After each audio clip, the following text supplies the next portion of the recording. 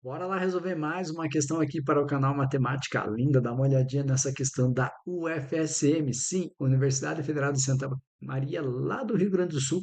Tem alguns aluninhos queridos do meu coração que pediram para eu ajudar com essa questão, e eu estou colocando aqui, em especial, a uma aluninha querida de Águas Claras, do Distrito Federal, a Carla. Ela pediu uma ajuda aqui para mim nessa questão.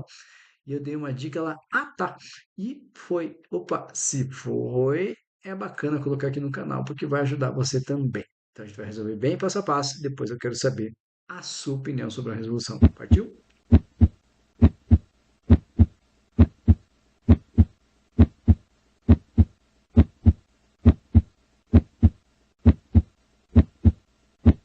Dados os conjuntos A, B e C, o produto dos elementos que formam o conjunto, a interseção de A com B menos C é. A gente vai conversar sobre cada um desses conjuntos aqui. Quero aproveitar e relembrar algumas coisas aí com você. E aí a gente vai falar da a operação desejada. Tá?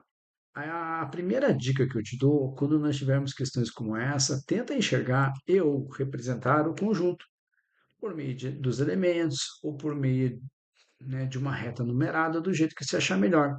Então, por exemplo, ou do jeito que for mais conveniente, né? O conjunto A, nós estamos falando que x pertence a n, e esse n é o conjunto dos números naturais. Quem são os elementos que compõem o conjunto dos números naturais? O zero, o um, o 2, o 3, o 4, o 5, o 6 e assim por diante. Porém, ele está falando que esses elementos aí que ele chama de x, cada um desses elementos é ímpar. Então, assim, como a gente pode representar algum dos elementos para a gente enxergar? Vou fazer isso aqui, ó. O conjunto A, alguns dos elementos seriam os ímpares naturais, o 1, o 3, o 5, o 7, o 9, o 11, o 13, o 15 e assim por diante. Vou parar por aqui. Aí nós temos uma outra informação que ele menciona aqui, ó, os elementos do conjunto B. Só que agora os elementos do conjunto B têm essa representação pela letra Z, que é o conjunto dos números inteiros. Os inteiros são os naturais e seus opostos. E quem são os opostos? Troca o sinal. Então, do mesmo jeito que eu fiz ali para você nos naturais, falei, né? Zero, um, 2, 3, 4, 5. Agora a gente vai pensar também no menos um, no menos 2, no menos 3, no menos 4, no menos 5 e assim por diante. Então, nós estamos falando de elementos x que estão entre menos 2 e 9. E esta representação que está indicada aqui, ó, é extremamente importante essa desigualdade. Nós temos esta desigualdade e nós temos uma desigualdade com esse tracinho embaixo que diz que pode ser menor ou igual. Então, esse tracinho embaixo está dizendo que pode ser igual. Perceba que não tem esse tracinho embaixo aqui, ó, quando está representado na extremidade ali à esquerda. Então, menos 2 não faz parte desse conjunto, tem que ser maior que menos 2. Então, quem são os elementos que compõem o conjunto B?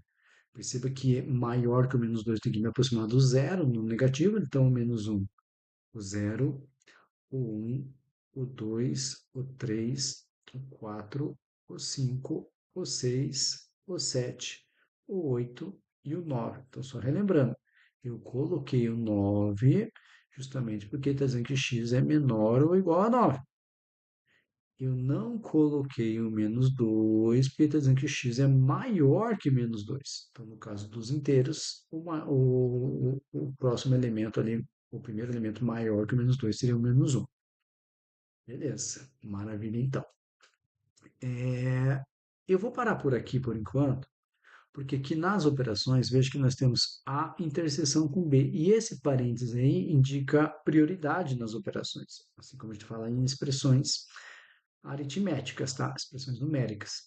Então, este símbolo aqui de interseção, ele está nos dizendo assim, quais são os elementos que estão no A e no B ao mesmo tempo. Então, vou fazer isso aqui para você, ó. Os elementos que estão no A e no B. Então, nós vamos formar um conjunto aqui pelos elementos que compõem esses dois ao mesmo tempo. Deixa eu deixar indicado aqui para você. Por exemplo, ó, veja que o 1 está tanto no conjunto A quanto no conjunto B. O 3 está tanto no conjunto A quanto no conjunto B. O 5 está tanto no conjunto A quanto no conjunto B.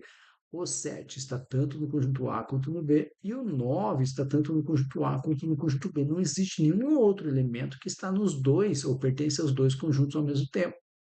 A gente vai escrever isso. Ó. Nós temos o 1, o 3, o 5, o 7 e o 9 que compõe a interseção dos dois conjuntos A e B. E aí nós temos que ter um cuidado extremo quando a gente trabalha com essa parte de operações envolvendo conjuntos, com justamente esta informação aqui que eu vou deixar indicada para você, ó, vou dar em destaque aqui para você. Deixa eu pegar uma outra cor aqui. Eu acho que eu consigo pegar esse rosinho aqui, ó, menos C. Quando eu falo de menos, quer dizer que desta interseção, que é o conjunto verde, a interseção com B que a gente fez agora há pouco, nós temos que tirar os que estão em C. Só que o C nós temos um outro problema, eu não consigo escrever os elementos, porque ele pertence ao conjunto dos números reais. Conjunto dos reais. Então, por exemplo, ó, x é maior ou igual a 5. É claro que eu posso começar a escrever o 5, o 6, o 7, mas entre os 5 e 6 tem infinitos números reais. Então, uma maneira talvez um pouco mais correta aqui seria fazer uma representação geométrica, uma reta real. Então, assim, só para você entender, ó, o conjunto C, eu poderia fazer uma reta real, lembrando que na reta real eu tenho algumas indicações, e uma indicação forte é o zero, porque à esquerda do zero nós temos os números negativos, à direita do zero nós temos os positivos. Eu marcaria o 5 aproximadamente aqui, ó. E deste ponto em diante, inclusive esse ponto, nós estamos falando exatamente do conjunto C. Então, eu vou até tirar isso aqui, ó, e vou colocar para você. Ó.